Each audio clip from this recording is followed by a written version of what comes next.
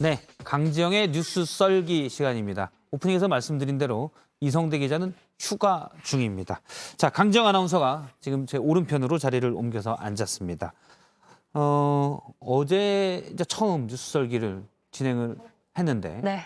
기력이 딸려서 목이 좀 쉬었다 이렇게 얘기를 들었습니다. 오늘은 좀 괜찮으신가요? 네, 좀 아직은 할 만한 것 같습니다. 예. 네, 조금씩 가라앉고 있어요. 빨리 해야 될 것 같아요. 수요일, 목요일도 하셔야 됩니다. 할 겁니다. 뭐 오늘 수요일이고 목요일, 금요일도 하셔야 됩니다. 해내겠습니다. 알겠습니다. 자, 우선 준비한 영상 보시죠. 국가혁명당과 국민의당 이 정당 차원에서 서로가 추구하는 정책에 대한 토론과 국민의 뜻을 묻는 국민 경선을 통하여 단일화할 것을 제안합니다. 존경하는 국민의당 안철수 대표님, 답변을 기다리겠습니다. 예. 행주치마 그리고 안철수 오늘 준비한 키워드입니다. 예, 어떻게 보면 상관이 없는 것 같은데 앞서 보니까 허경영 국가혁명당 대표와 연결이 되는 것 같습니다. 네. 오늘 대선 출마를 선언했죠? 네, 그렇습니다. 오늘로서 세 번째 대선 출마여서 뭐 예상은 됐었는데 또 예상 외의 내용이 들어가 있어서 놀랐습니다. 바로 안철수 대표와의 단일화 얘기인데요. 자, 허경영 대표는 안철수 대표를 이 나라의 보배다, 뭐 기존 낡은 정치를 타파하고 약자를 대변한 참신한 정치 지도자라면서 극찬을 하면서 이렇게 단일화를 제안했습니다. 혹시 허경영 대표의 단일화 제안에 안철수 국민의당 대표 측에서 뭐 입장을 보인 게 있습니까? 없습니다.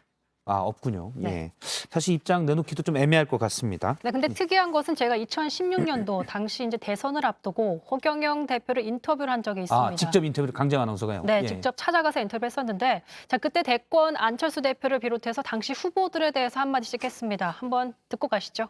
예. 그중에 될 사람이 아무도 없다고 생각하시는 거예요? 자 보세요. 안철수 염소상이에요.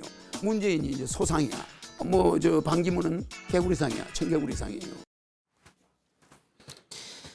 예. 관상학적으로 염소상이다. 당시 이제 안 대표에 대해서 그렇게 허경영 대표가 얘기를 한 거죠. 네, 염소상이 그렇습니다. 뭔가요? 그 해석은 여러 가지가 있는데요. 뭐 어떤 관상학자는 염소는 순해서 말을 잘 듣는다. 대신에 한번 화가 나면 뿔로 받는다라고 설명하기도 하고요. 근데 당시 허경영 대표는 염소상의 이유가 시기 질투가 많아서 잘 삐지고 화합이 안 된다 이렇게 말을 한 바 있습니다. 근데 상당히 나쁘게 봤다는 얘기군요. 그렇죠. 하지만 5년 전에는 화합이 안 된다고 했는데 뭐 지금 와서는 존경한다. 뭐 극찬하고 있으니까 참 상황이 달라졌죠. 5년 만에 관상이 변한 것도 아닐 테고요. 본인의 생각이 바뀌었겠죠. 네. 그나저나 당시 인터뷰한 곳은 어딘가요? 뭐 집 같던데. 네, 허 대표의 집이었습니다. 일명 허경영의 저택 한울궁이라는 곳인데요. 네. 이렇게 생겼군요. 네, 그때 당시에는 뭐 허 대표의 집밖에 없어서 제가 잘 못 알아봤었는데 최근에 좀 사진 찾아보니까 저기가 거기였구나. 허경영 월드라는 곳으로 최근에 좀 많이 발전을 했더라고요. 허경영 월드요. 네, 또 그날 또 늦게 오셨어요. 그래서 왜 축지법을 쓰지 않았냐고 물어봤더니 평소에는 운동을 해야 해가지고 축지법을 쓰지 않았다 이런 해명을 한 바 있습니다.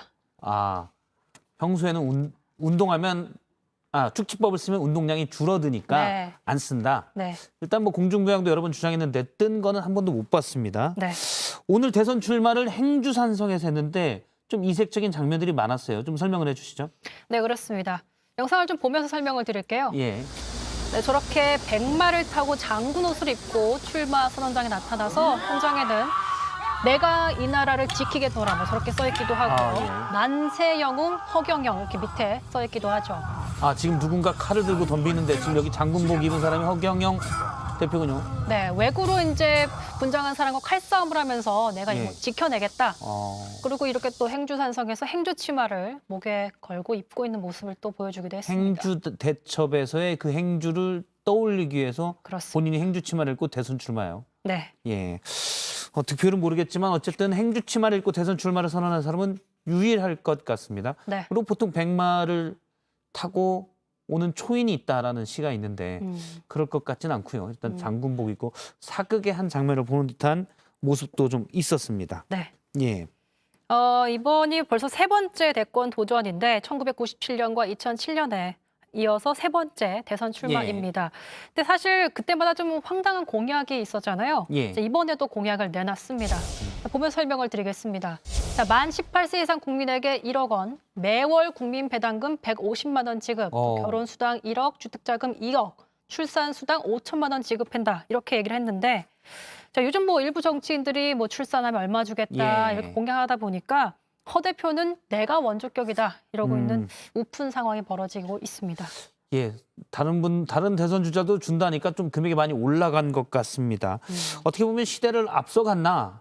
사실 뭐 이렇게 돈을 많이 준다는 게 2007년 대선 출마할 때부터 얘기했잖아요. 네. 그런데 이제 문제는 과연 저게 가능하냐? 물론 다른 후보들도 그런 얘기가 나오지만 너무 커서 코로 이런 생각이 안 들 수가 없어요. 좀 황당하다는 생각이. 네, 재원 마련에 대한 대답이 있어야 되는데 사실 뭐 국민 1인당 1억 원씩이면 18세 이상 4천만 명만 잡아도 4천조 원입니다. 들어보기만 영이 몇 개죠? 자, 어쨌든 용이 엄청 많죠. 네, 엄청 많죠. 자, 우리나라 1년 예산의 약 8배 가까이가 4천조 원이라고 할 수 있는데 그러니까 사실상 줄 수 없다는 얘기죠.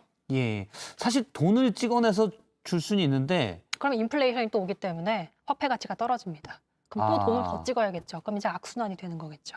역시 경제 전문가이기 때문에. 그렇습니다. 아, 그렇군요. 자, 허 대표는 지난 2007년 9월 대선 당시 또 박근혜 당시 전 한나라당 대표와 결혼하기로 했다는 등 허위사실 유포로 기소당해서 징역 1년 6개월의 실형 선고를 받아서 당시 10년 동안 피선거권도 박탈당했고요. 2018년 말에 돼서야 회복이 됐습니다. 그래서 이번에 세 번째 대권 도전하고 있는 거죠. 예, 일단 뭐 현실에 많은 정치인들, 대선 주자들에게 불만이 많은 분들에게는 또 관심이 갈 수 있는 대상이긴 한데 네. 또 말씀하시는 것 중에 좀 황당한 것들이 있어서 네. 그런 부분 좀 따져봐야 될 것 같습니다. 예, 오늘 강재원 아나운서 두 번째였습니다. 해볼만 하시죠?